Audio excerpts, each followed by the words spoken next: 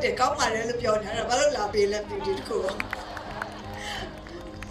ရောကျမတို့ပြည်သူလူထုဟာတကယ်အရေးကြီးပြီဆိုလို့ရှိရင်တော့တွေးစီကြတာအမှန်ပါပဲ